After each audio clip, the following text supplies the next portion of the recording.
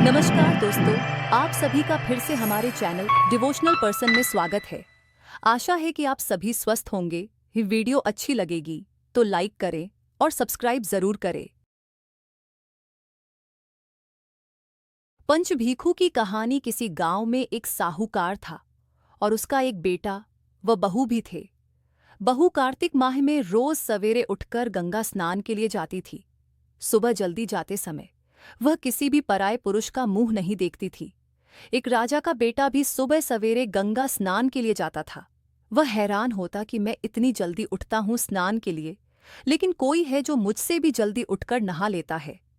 कार्तिक माह के 5 दिन बचे थे कि एक दिन साहूकार की बहू तो स्नान करके वापस जा रही थी और उस समय राजा का बेटा स्नान के लिए आ रहा था।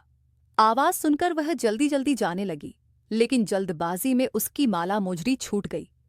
राजा के बेटे ने उसकी माला मोजड़ी उठा ली और सोचने लगा कि जिस स्त्री की यह माला मोजड़ी इतनी सुंदर है, वह स्त्री कितनी सुंदर होगी। उसने पूरे गांव में मुनादी करवा दी कि जिसकी तह माला मोजड़ी है वह 5 रात मेरे पास आएगी। साहूकार के बेटे की बहू ने कहलवा दिया कि मैं 5 रात आऊंगी, लेकिन किसी को साख भरने बैठा देना। राजा के बेटे ने एक तोते को पिंजरे में बंद कर गंगा किनारे पेड़ पर टांग दिया। बहू सुबह के समय आई, पहली पैड़ी पर पैर रखा और बोली, हे कार्तिक के ठाकुर राई दामोदर, 5 पांडु, छठे नारायण भीखम राजा, उस पापी को नींद आ जाए। राजा के बेटे को नींद आ गई। बहू नहा धोकर चलने लगी तो तोते से बोली, सुवा सुवा, तेरे गल डालूंगी हीरा, मेरी साख भरियो वीरा। सुवा बोला कि कोई वीर भी साख भरता है क्या? वह फिर बोली, सुवा सुवा, सुबह तेरे पग घालूंगी नेवर, साख भरियो मेरे देवर। सुवा ने कहा, ठीक है भाभी, मैं तेरी साख रखूंगा। वह तो कहकर चली गई। राजा का बेटा हड़बड़ाकर उठा और सुवा से पूछा, सुवा सुवा, वह आई थी, कैसी थी? सुवा बोला, आभा किसी बिजली, होली किसी झल, केला किसी कामिनी, गुलाब का सा रंग। अगले दिन राजा के बेटे ने सोचा कि आज मैं अपनी अंगुली में चीरा लगाऊंगा, इससे मुझे नींद नहीं आएगी। अगले दिन राजकुमार अंगुली चीरकर लेट गया। वह आई और भगवान से उसी तरह प्रार्थना करने लगी और राजकुमार को फिर नींद आ गई। वह स्नान करके फिर से वापस चली गई। सुबह राजकुमार ने तोते से फिर पूछा तो उसने वही सारी बातें दोहरा दी। अब राजकुमार बोला कि मैं आज रात में आंखों में मिर्ची डालकर बैठूंगा। रात में वह मिर्ची डालकर बैठ गया। बहू फिर आई और प्रार्थना की, जिससे उसे फिर से नींद आ गई। राजकुमार ने तोते से बहू के आने की बात पूछी, उसने फिर बता दी। राजकुमार अब फिर सोचने लगा कि आज मैं बिना बिस्तरे के ही बैठूंगा, और रात को बिना बिस्तरे के बैठ गया। जब वह स्नान करने आई तो उसने फिर से भगवान से प्रार्थना की और राजकुमार को नींद आ गई। जब वह नहाकर जाने लगी तो आंख बंद करके चली गई। राजकुमार जब उठा तो वह जा चुकी थी।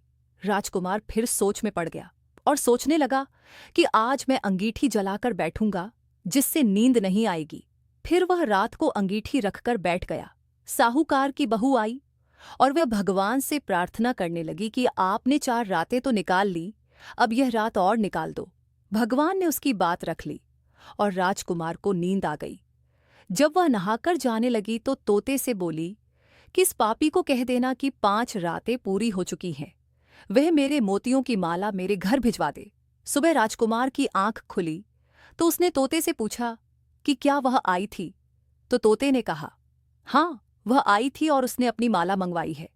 यह सुन राजकुमार सोचने लगा कि वह तो सच्ची थी, तभी तो भगवान ने भी उसका सत्य रखा।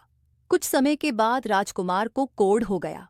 राजा ने ब्राह्मण को बुलाकर पूछा कि मेरे बेटे का शरीर क्यों जल रहा है? ब्राह्मण ने विस्तार से सारी बात राजा को बताई कि इसने क्या किया था। ब्राह्मण ने कहा कि इसने पतिव्रता स्त्री पर बुरी नजर डाली, इसलिए यह इस रोग से पीड़ित हुआ है। राजा ने इसके ठीक होने का उपाय पूछा तो ब्राह्मण ने कहा कि यह उस साहूकार की बहू को धर्म की बहन बनाए और रोज उसके नहाए हुए जल से यह स्नान करे, तब यह ठीक हो सकता है। राजा साहूकार की बहू की माला लेकर साहूकार के घर गया और बोला कि यह माला आपकी पुत्रवधू की है, इसे लें और आपकी बहू के नहाए हुए जल से मेरे बेटे को नहला दें।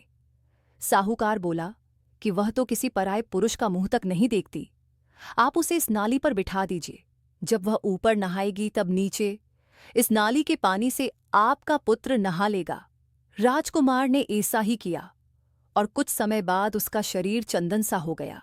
हे पंचभीखु देवता, जैसे आपने साहूकार की पुत्रवधू का सत्य रखा, वैसे ही सभी का रखना।